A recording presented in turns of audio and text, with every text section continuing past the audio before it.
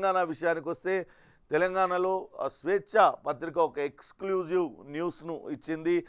Big TV చోటా news నుంచి వస్తున్న మరొక పత్రిక డిజిటల్ డైలీ స్వేచ్ఛ తెలంగాణ రాష్ట్రంలో ప్రస్తుతం సంచలనం రేపుతుంది. గత ప్రభుత్వ పాలకులు ఏ రకంగా అధికార దుర్వినియోగానికి పాల్పడ్డారు, అధికారాన్ని అడ్డం పెట్టుకొని అటు ఏ రకంగా ఆస్తులు కూడబెట్టారు. కేవలం ఆస్తులు కూడబెట్టడమే కాదు, ప్రత్యర్థులను ప్రతిపక్ష పార్టీ నాయకులను వేధింపులకు గురి చేయడానికి అన్ని రకాల వ్యవస్థలను తమ గుప్పెట్లో పెట్టుకున్నారు. ప్రస్తుతం ఫోన్ ట్యాపింగ్ వ్యవహారం అటు దేశవ్యాప్తంగా సంచలనం రేపుతుంది. ఒక పోలీస్ అధికారి ఏకంగా తన కింద 17 కంప్యూటర్లను ఒక డైరెక్ట్ ఇంటర్నెట్ లైన్ను పెట్టుకొని ప్రతిపక్ష నేతల కదలికలపైన ఆయన కన్నేశారు. వాళ్ళ అందరి ఫోన్లను ట్యాప్ చేస్తూ ఎప్పటికప్పుడు వాళ్ళ తర్వాత స్టెప్ ఏముండబోతుందంటూ ఎప్పటికప్పుడు అధికార పార్టీ నేతలకు అందజేశారు. వరంగల్లో ఒక మంత్రికి సంబంధించి ఆయన బంధువు కావడంతో వరంగల్లో ప్రత్యేకంగా వార్ రూమ్ ఏర్పాటు చేశారు. ఇప్పటిదాకా ఓటమి ఎరగని ఆ నేత ఇటీవల ఒక యువ ఎమ్మెల్యే కొత్తగా రాజకీయాల్లోకి వచ్చిన యువతి చేతిలో ఆయన చిత్తుగా ఓడిపోయారు.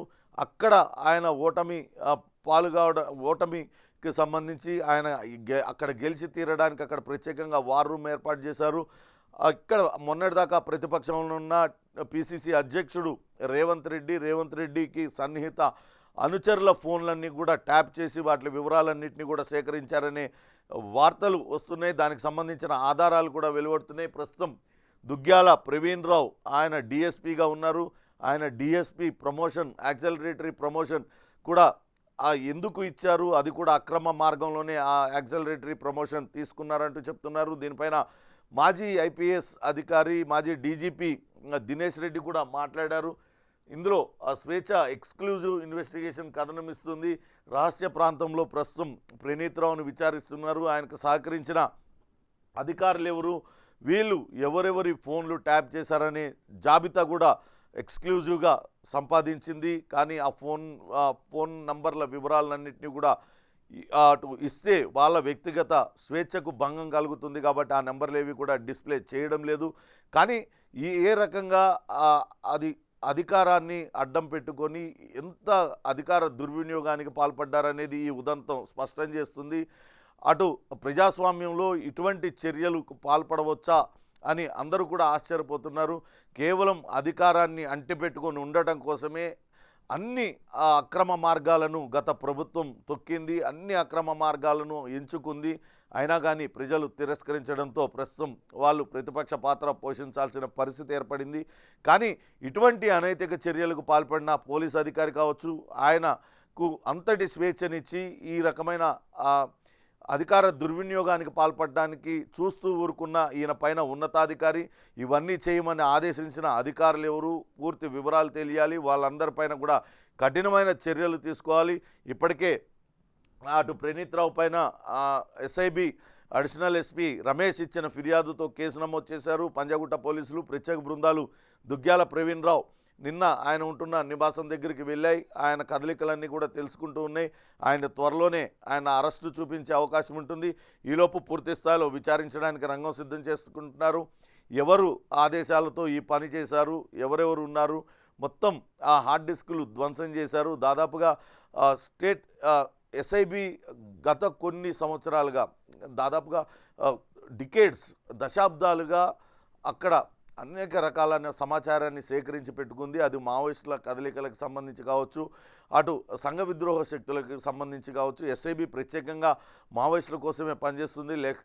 లెఫ్ట్ వింగ్ ఎక్స్ట్రీమిస్టుల గురించి వాళ్ళందరి సమాచారాన్ని కూడా గత కొన్ని దశాబ్దాలుగా సేకరించి పెట్టుకున్న ఆ సమాచారాన్ని అంతా కూడా ప్రవీణ్ రావు ధ్వంసం చేశాడు. ఆ ధ్వంసం చేయడం వెనకాల అసలు కారణం ఏంటి, అనుమానం రాకుండా తిరిగి కొత్త హార్డ్ డిస్క్లన్నీ ఏర్పాటు చేశాడు. ఆ పాత హార్డ్ డిస్క్లన్నింటినీ కూడా ఎక్కడికి తీసుకెళ్లాడు, వాటిలన్నింటినీ కూడా రిట్రైవ్ చేయడానికి ప్రయత్నిస్తున్నారు. మొత్తం మీద అనేక అవకతవకలకు ప్రణీత్ రావు పాల్పడ్డాడు. దీని వెనకాల ఎవరున్నారు, ఉన్నతాధికారులు ఎవరు, దాని విచారణ అయితే కొనసాగుతుంది. త్వరలోనే వాళ్ళందరినీ కూడా అదుపులోకి తీసుకునే అవకాశం ఉంది. ప్రణీత్ రావు పాల్పడిన అరాచకాలకు సంబంధించి ఆయన ఎవరెవరు ఫోన్ కాల్స్ ట్యాప్ చేశాడు, దానికి సంబంధించి పూర్తి వివరాలను అటు స్వేచ్ఛ ఇన్వెస్టిగేషన్ టీం సేకరించింది. వాళ్ళ నంబర్లు కూడా ఫోన్ ట్యాపింగ్కి గురైన నంబర్లు కూడా సేకరించింది. కానీ వాళ్ళ వ్యక్తిగత స్వేచ్ఛకు భంగం కలుగుతుందనే ఇక్కడ డిస్ప్లేలో చూపించడం లేదు. ఇక మరో ముఖ్యమైన పత్రిక ఈనాడు చూసినట్లయితే నిన్న సిఏఏ నోటిఫికేషన్ రావడంతో అందరూ కూడా చాలామంది ఆనందం వ్యక్తం చేశారు. ఇక విపక్షాలు మాత్రం తీవ్రస్థాయిలో మండిపడుతున్నాయి. ముస్లిం మైనారిటీలకు పౌరసత్వం లభించనుంది. పాకిస్తాన్, బంగ్లాదేశ్, ఆఫ్ఘనిస్తాన్ కాందిశీకులకు వర్తిస్తుంది. అమల్లోకి పౌరసత్వ సవరణ చట్టం 2019 ఎన్నికల ముంగిట కేంద్రం కీలక నోటిఫికేషన్ కావాలనే ఈ రకమైన నోటిఫికేషన్ విడుదల చేసింది. ఎన్నికల్లో లబ్ధి పొందడం కోసమేనంటూ విపక్షాలు తీవ్రస్థాయిలో మండిపడుతూ ఉన్నాయి. ఎట్టి పరిస్థితుల్లో అంగీకరించబోమంటూ అటు వెస్ట్ బెంగాల్ ముఖ్యమంత్రి మమతా, కేరళ ముఖ్యమంత్రి విజయన్ చెప్తూ ఉన్నారు. ఇక నిన్న ముఖ్యమంత్రి రేవంత్ రెడ్డి అటు యాదగిరిగుట్ట నరసింహస్వామిని దర్శించుకున్నారు. అట్లనే భద్రాద్రి శ్రీరామచంద్రమూర్తిని దర్శించుకున్నారు. అక్కడ అనేక సంక్షేమ పథకాలకు ఆయన ప్రారంభోత్సవం చేశారు. నిన్న కాంగ్రెస్ పార్టీ ప్రతిష్టాత్మకంగా భావిస్తున్న ఇందిరమ్మ ఇళ్ల పథకాన్ని కూడా నిన్న అక్కడ ఆవిష్కరించారు. భద్రాచలంలో ఇందిరమ్మ ఇళ్ల నమూనాను ఆవిష్కరించారు. చిత్రంలో చూడొచ్చు. ఉప ముఖ్యమంత్రి బట్టి విక్రమార్కతో పాటు మంత్రి పొంగులేటి శ్రీనివాసరెడ్డి ఉన్నారు. నిన్న అక్కడ బహిరంగ సభలో రేవంత్ రెడ్డి మాట్లాడారు. మేము కనుక తెలుసుకున్నట్లయితే బీఆర్ఎస్ ఖాళీ అయిపోతుంది, మేము గేట్లు తెరిస్తే బీఆర్ఎస్ ఖాళీ అవుతుంది, ఇందిరమ్మ రాజ్యాన్ని కాపాడుకుంటామని ఆ పార్టీ ఎమ్మెల్యేలే చెప్తున్నారు. కాంగ్రెస్ ప్రభుత్వాన్ని కూల్చేందుకు బీఆర్ఎస్, బీజేపీ కుట్రలు చేస్తూ ఉన్నాయి. మనుగురు ప్రజా దీవెన సభలో, బహిరంగ సభలో ముఖ్యమంత్రి మాట్లాడారు.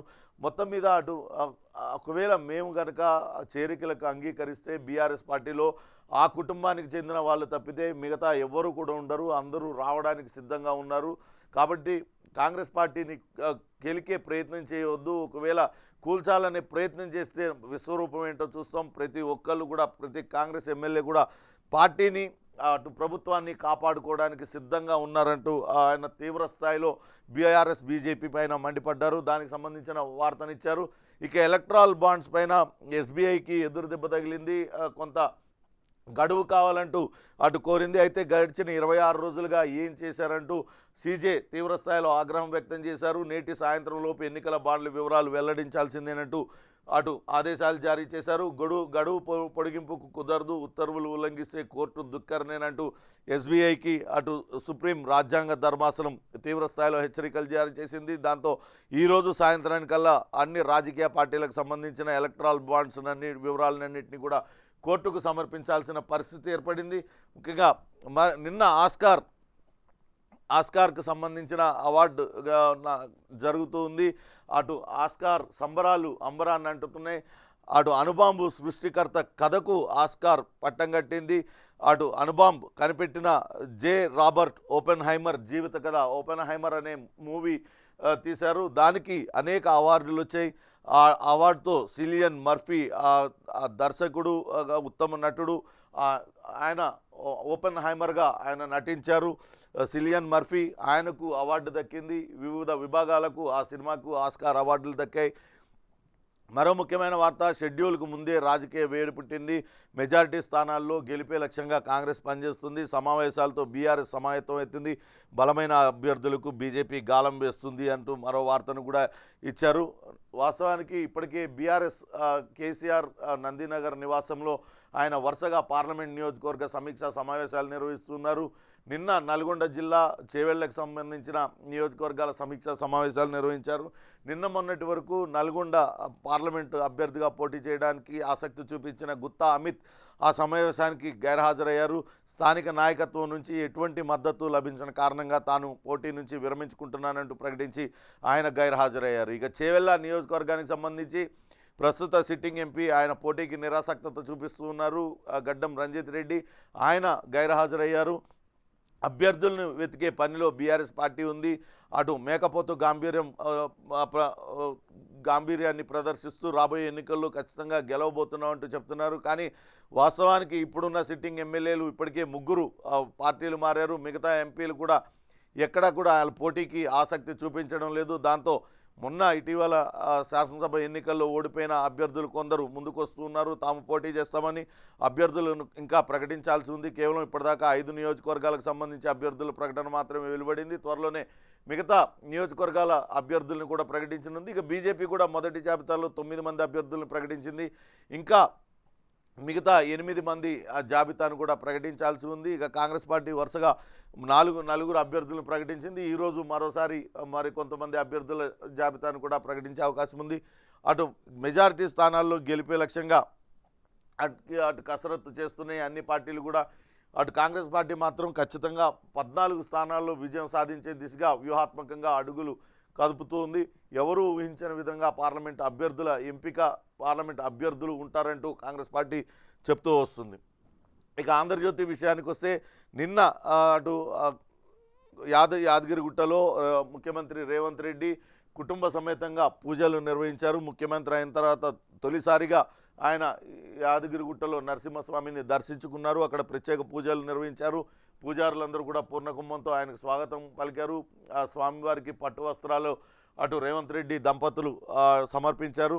అటు చిత్రంలో చూడొచ్చు దేవాదాయ శాఖ మంత్రి కొండా సురేఖతో పాటు జిల్లాకు సంబంధించిన మంత్రులు కోమటిరెడ్డి వెంకటరెడ్డి, ఉత్తమ్ కుమార్ రెడ్డి తదితరులందరూ కూడా ఉన్నారు. ఉప ముఖ్యమంత్రి బట్టి విక్రమార్క కూడా ఈ సభలో పాల్గొన్నారు.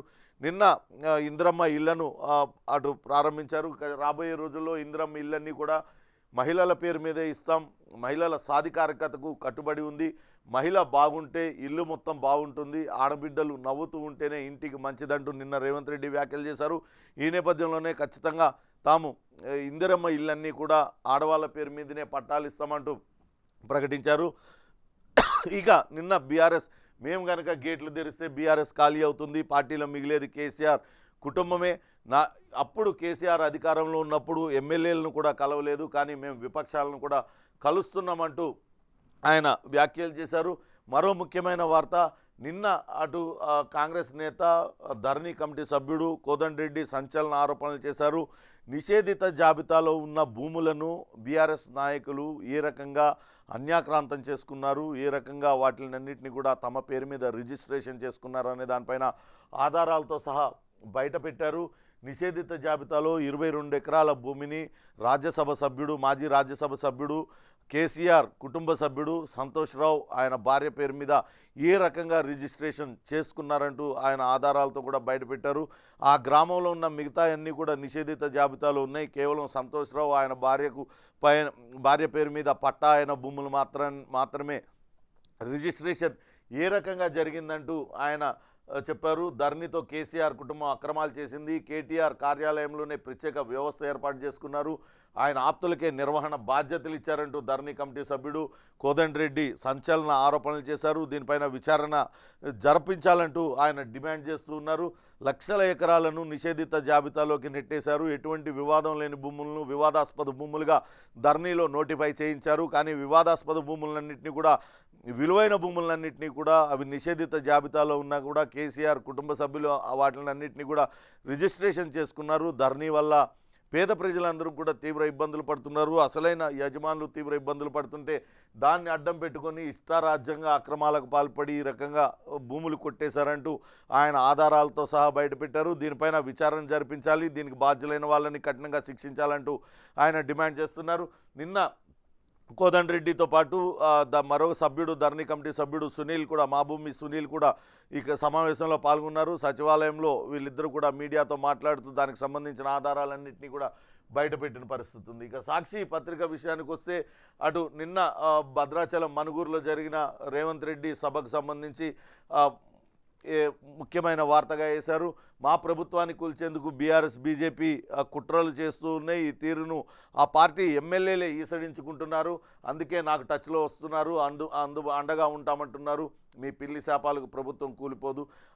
6 గ్యారెంటీలు కాంగ్రెస్ పార్టీ ఇచ్చిన 6 గ్యారెంటీల్లో ఇప్పుడు 5వ హామీని కూడా అమలు చేస్తూ ఉన్నామంటూ ఆ సభావేదిక పైనుంచి రేవంత్ రెడ్డి ప్రసంగించిన వార్తను ముఖ్యమైన వార్తగా వేశారు. ప్రస్తుతం బీఆర్ఎస్ నేతల అగ్రనేతల తీరును ఆ పార్టీ ఎమ్మెల్యేలే ఈసడించుకుంటున్నారు. గత ప్రభుత్వంలో ఉన్నప్పుడు ఏనాడు కూడా అటు సొంత పార్టీ ఎమ్మెల్యేలకు కానీ మంత్రులకు కానీ అపాయింట్మెంట్ ఇవ్వలేదు. వాళ్ళు ప్రగతి భవన్ గేటు దాకా వచ్చి వెన్ను తిరిగిన రోజులు ఉన్నాయి. కానీ ఈరోజు తాము రాజకీయాలకు అతీతంగా పార్టీలకు అతీతంగా విపక్ష నేతలను కూడా కలుస్తున్నాం, అభివృద్ధి పదంలో తెలంగాణను తీసుకువెళ్ళడానికి అన్ని రకాల చర్యలు తీసుకుంటున్నాం, కానీ మీరు ప్రభుత్వాన్ని కూల్చేందుకు ప్రయత్నిస్తున్నారు. మీ చర్యలను మీ సొంత పార్టీ నేతలు ఈసడించుకుంటున్నారు, అందుకే మాకు అండగా ఉంటామంటూ మాతో మాట్లాడుతున్నారంటూ రేవంత్ రెడ్డి సంచలన వ్యాఖ్యలు చేశారు. మేము గనక నిజంగానే గేట్లు తెరిస్తే మీ కుటుంబ సభ్యులు ముగ్గురు తప్పించి ఆ పార్టీలో ఎవరు కూడా మిగలరు, అందరూ కాంగ్రెస్ పార్టీలోకి వచ్చేస్తారంటూ ఆయన తీవ్ర స్వరంతో హెచ్చరించారు. ప్రభుత్వాన్ని కూల్చాలని ప్రయత్నిస్తే కాంగ్రెస్ పార్టీ ఎమ్మెల్యేలు, కాంగ్రెస్ పార్టీ కార్యకర్తలు ఎవరు కూడా చూస్తూ ఊరుకోరు, ప్రజా ఉద్యమం లేస్తుంది, ఖచ్చితంగా మీ అంతు చూస్తారంటూ ఆయన తీవ్ర స్థాయిలో హెచ్చరికలు జారీ చేశారు. దానికి సంబంధించిన వార్తను ముఖ్యమైన వార్తగా వేశారు. నిన్న ఇక అటు ధరణి స్పెషల్ డ్రైవ్ కొనసాగుతుంది. ధరణిలో లోపాలను వెంటనే సరిదిద్దేందుకు, అసలైన లబ్ధిదారులకు భూములు అందజేసేందుకు ధరణి స్పెషల్ డ్రైవ్ కొనసాగుతుంది. దాన్ని 17వ తారీఖు వరకు పొడిగించారు. లక్షల సంఖ్యలో దరఖాస్తులన్నీ వచ్చాయి. దీనికి ప్రత్యేక బృందాలను ఏర్పాటు చేశారు, ప్రత్యేకంగా అధికారులను ఏర్పాటు చేశారు. క్షేత్రస్థాయిలో గ్రామానికి తిరిగి ఎక్కడ ఏ సర్వే నెంబర్లో ఏ భూమిలో వివాదం ఉంది ఆ భూమిని అక్కడికక్కడే ఆ వివాదాన్ని పరిష్కరించే విధంగా చర్యలు తీసుకుంటున్నారు. ఇప్పటికే కొన్ని వేల దరఖాస్తుల్ని వాటిని వివాదాలని పరిష్కరించారు. వాటికి ఇంకా కూడా మరికొన్ని పెండింగ్లో ఉన్నాయి, వాటిలన్నింటినీ కూడా పరిష్కరించుకోవాలి. అందుకే 17వ తారీఖు వరకు ధరణి స్పెషల్ డ్రైవ్ను పొడిగించారు. పెండింగ్ దరఖాస్తులపైన కలెక్టర్లు ప్రత్యేక శ్రద్ధ తీసుకోవాలని CCLA ఆదేశించింది. 2-3 నెలల్లో శాశ్వత పరిష్కారాలకు సిఫార్సు చేస్తామంటూ ధరణి పునర్నిర్మాణ కమిటీ కూడా ప్రకటించింది. మొత్తం మీద అటు ధరణి వల్ల ఇబ్బంది పడుతున్న వాళ్ళందరికీ కూడా ఇప్పటికే కొంత ఊరట. ధరణి కమిటీ ఏర్పాటు చేయడం, ఇప్పుడు ప్రత్యేకంగా ఆఫీసులను ఏర్పాటు చేసి ఆ సమస్యల పరిష్కారం కోసం క్షేత్రస్థాయిలోకి అధికారులన్నింటినీ కూడా పంపారు. ఇంకా 2.45 లక్షల దరఖాస్తుల్ని అటు ధరణి పోర్టల్ ద్వారా పరిష్కరించేందుకు ఆ స్పెషల్ డ్రైవ్ మరో వారం రోజులు అందుకే పొడిగించారు. ఇక ఈరోజు క్యాబినెట్ భేటీ జరగనుంది.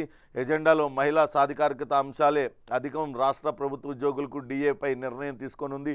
ఆర్థిక భారం పడే నిర్ణయాలు లేనట్టే అంటున్నాయి ప్రభుత్వ వర్గాలు.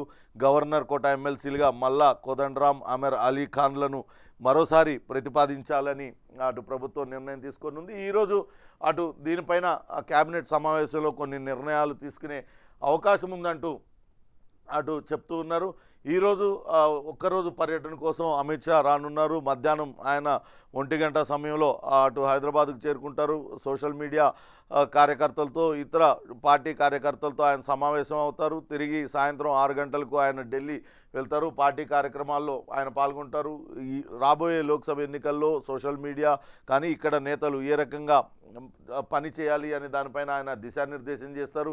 ఇంపీరియల్ గార్డెన్లో బీజేపీ సోషల్ మీడియా కార్యకర్తలతో ఆయన సమావేశం కానున్నారు. ఆ తర్వాత LB స్టేడియంలో విజయ సంకల్ప సమ్మేళనంలో ఆయన పాల్గొంటారు. ఆ తర్వాత తిరిగి కాకతీయ హోటల్లో పార్టీ ముఖ్య కార్యకర్తలు, పార్టీ ముఖ్య నేతలతో ఆయన భేటీ అయి అక్కడి నుంచి నేరుగా బేగంపేట ప్రత్యేక విమానం ద్వారా, బేగంపేట విమానాశ్రయం నుంచి ప్రత్యేక విమానం ద్వారా తిరిగి ఢిల్లీకి వెళ్ళిపోతారు. 4 గంటల 45 నిమిషాల నుంచి 5 గంటల 45 నిమిషాల వరకు అటు ముఖ్య నేతలతో భేటీ తర్వాత ఆయన ఢిల్లీ తిరిగి వెళ్తారనే వార్తను ముఖ్యమైన వార్తగా అటు సాక్షి పత్రిక ప్రచురించింది. ఇక V6 వెలుగు కనుక చూసినట్లయితే అటు నిన్న ముఖ్యమంత్రి రేవంత్ రెడ్డి పర్యటనకు సంబంధించిన వార్తను ముఖ్యమైన వార్తగా వేశారు. ఈరోజు రాష్ట్రానికి మరో వందే భారత్ రైలు రాబోతుంది. వర్చువల్గా ప్రధాని మోడీ ప్రారంభించబోతున్నారు. ఇక్కడి నుంచి సికింద్రాబాద్ నుంచి విశాఖపట్నం వరకు వెళ్ళే ట్రైన్. ఈ ట్రైన్లో కొన్ని మార్పులు చేర్పులు చేశారు. కొత్తగా ఈ గత వందే భారత్ ట్రైన్లకు భిన్నంగా ఈరోజు వర్చువల్గా ప్రధాని ప్రారంభించబోయే ట్రైన్ ఉంటుందని రైల్వే అధికారులు చెప్తూ ఉన్నారు. మరి కాసేపట్లోనే దీనికి సంబంధించిన కార్యక్రమం ప్రారంభం కానుంది అనే వార్తను ముఖ్యమైన వార్తగా V6 వెలుగు ప్రచురించింది. ఇక దిశ కనుక చూసినట్లయితే అటు పదవులకు ఆశపడే పార్టీలు మారుతున్నారు అంటూ నిన్న మాజీ ముఖ్యమంత్రి కేసీఆర్ అటు కొంతమంది 2 పార్లమెంట్ నియోజకవర్గాలకు సంబంధించిన నేతలతో భేటీ అయ్యారు. కానీ ఆ పార్లమెంట్ నియోజకవర్గ సిట్టింగ్ ఎంపీ చేవెళ్ళ పార్లమెంట్ నియోజకవర్గానికి సిట్టింగ్ ఎంపీ ఆయన డుమ్మా కొట్టారు. అటు నల్గొండ నుంచి పోటీ చేస్తామంటూ చెప్పిన శాసనమండలి చైర్మన్ గుత్తా సుఖేందర్ రెడ్డి కొడుకు గుత్తా అమిత్ రెడ్డి కూడా స్థానిక నాయకులు ఎవరు కూడా తనకు సహకరించట్లేదు కాబట్టి తాను పోటీ నుంచి విరమించుకుంటున్నానంటూ ఆయన కూడా వెనక్కి తగ్గారు. ఆయన కూడా గైర్హాజరయ్యారు. కానీ కేసీఆర్ మాత్రం మిగతా నేతలతో మాట్లాడారు. పదవులకు ఆశపడే అందరూ పార్టీలు మారుతున్నారు. మళ్ళీ సీఎం రేవంత్ని ఎవరెవరైతే ఎమ్మెల్యేలు కలిసారో వాళ్ళందరికీ కూడా క్లాస్ పీకారు. నల్గొండ బరిలో నల్గొండ శాసనసభ స్థానం నుంచి ఓడిపోయిన కంచర్లను దించాలా, లేకుంటే వాళ్ళన్న కంచర్ల కృష్ణారెడ్డి గతంలో మునుగోడు టికెట్ను ఆశించారు, ఆయనను నల్గొండ బరిలో దించాలని భావిస్తున్నారు. ఇక ఇటీవలనే టీటీడీబీ అధ్యక్షుడు, మాజీ అధ్యక్షుడు అటు బీఆర్ఎస్లో చేరారు కాసాని జ్ఞానేశ్వర్, ఆయనను దించాలా లేకుంటే కాసాని వీరేశం దించాలా అనే సమాలోచనలు జరుపుతున్నారనే వార్తను ముఖ్యమైన వార్తగా ఇచ్చారు. నిన్న ఇక అటు కోదండరెడ్డి ధరణి కమిటీ సభ్యుడు కోదండరెడ్డితో పాటు సునీల్ ఇద్దరు కూడా సంచలన ఆరోపణలు చేశారు. ఎంపీ సంతోష్ రావుకు నిషేధిత భూమి ధరణితోనే 23 ఎకరాలు పట్టా చేసుకున్నారు. ధరణి పోర్టల్ను అడ్డం పెట్టుకుని నిషేధిత జాబితాలో అత్యంత ఖరీదైన 23 ఎకరాల భూమిని రాజ్యసభ సభ్యుడు, మాజీ రాజ్యసభ సభ్యుడు సంతోష్ రావు పట్టా చేయించుకున్నాడంటూ ఆరోపించారు. అసలు నిషేధిత జాబితాలో ఉంటే వాళ్ళందరికీ ఎలా వచ్చినాయి ఇవన్నీ కూడా పట్టాలు చేశారంటూ ఆయన చెప్పారు. కేటీఆర్ బంధువు రామలింగరావు కుటుంబీకుడికి ధరణి పోర్టల్ అప్పగించారు, అందుకే ఇవన్నీ కూడా సమస్యలు వస్తున్నాయి, ధరణి పోర్టల్ని అడ్డం పెట్టుకొని విలువైన భూములన్నీ కూడా కొట్టేశారంటూ ఆధారాలతో సహా అటు బయట పెట్టారు. కేటీఆర్ బంధువుకే పోర్టల్ అప్పగింత, ఆర్ఓఆర్ యాక్ట్లో అనేక లోపాలు ఉన్నాయంటూ చెప్పారు. మొత్తం మీద అటు సంతోష్ రావు చేసిన అక్రమాలకు సంబంధించిన ఆధారాలన్నీ కూడా బయటపెట్టారు. దీనిపైన విచారణ జరిపించాలంటూ ఆయన డిమాండ్ చేస్తూ ఉన్నారు. ఇక కాంగ్రెస్ వేట మొదలుపెట్టింది. బీజేపీని ఢీకొట్టే లీడర్ల కోసం వెతుకుతుంది. భువనగిరి, మల్కాజ్గిరి బరిలో దింపేందుకు పాపులారిటీ గెలిచే నేతల కోసం వెతుకులాట. ఇద్దరు నేతలతో ప్రాథమిక చర్చలు పూర్తి, చేరికల తర్వాత టికెట్ల కేటాయింపు అనే వార్తను ముఖ్యమైన వార్తగా ఇచ్చారు. ఇప్పటికే అటు బీజేపీ మల్కాజ్గిరి నుంచి ఈటెల రాజేందర్ను రంగంలోకి దించింది. ప్రస్తుతం మల్కాజ్గిరి నియోజకవర్గం సిట్టింగ్ ఎంపీగా రేవంత్ రెడ్డి ఆయన ఉన్నారు. ఆ సీటును చేజార్చుకోకూడదు, తిరిగి మరోసారి కాంగ్రెస్ హస్తగతం చేసుకోవడానికి ప్రయత్నిస్తుంది. మల్కాజ్గిరి నియోజకవర్గం నుంచి పోటీ చేసేందుకు అనేక మంది ఆసక్తి చూపిస్తున్నారు. ఎవరికి ఆ సీటు ఇస్తారు, తిరిగి దాన్ని నిలుపుకోవడానికి ఏ రకమైన ప్రయత్నాలు చేస్తారనేది అటు ఇంపార్టెంట్గా మారింది. ఖచ్చితంగా గెలుపు గుర్రాలని ఎంపిక చేయాలని అటు పిసిసి అధ్యక్షుడు ముఖ్యమంత్రి రేవంత్ రెడ్డి నిర్ణయించుకున్నారు. అటు హైకమాండ్ కూడా పూర్తి స్వేచ్ఛనిచ్చింది. లోక్సభ అభ్యర్థులను ఎంపిక చేసే బాధ్యతను అటు రేవంత్ రెడ్డికి అప్పగించింది. త్వరలోనే రెండో జాబితా కూడా రాబోతుంది. ఇప్పటికే షార్ట్ లిస్ట్ చేసిన జాబితాను ఏఐసిసి ముఖ్య నేతలకు పంపించారు. వాళ్ళు తుది నిర్ణయం తీసుకొని ఉన్నారు. రాబోయే ఎన్నికల్లో 14 పైగా పార్లమెంట్ సీట్లలో గెలిపే లక్ష్యంగా కాంగ్రెస్ పార్టీ పావులు కదుపుతుంది. ముఖ్యమంత్రి రేవంత్ రెడ్డి ఇప్పటికే పలుమార్లు ఆ స్థానిక నేతలతో మాట్లాడుతూ దిశానిర్దేశం చేస్తున్న పరిస్థితి అయితే ఉంది.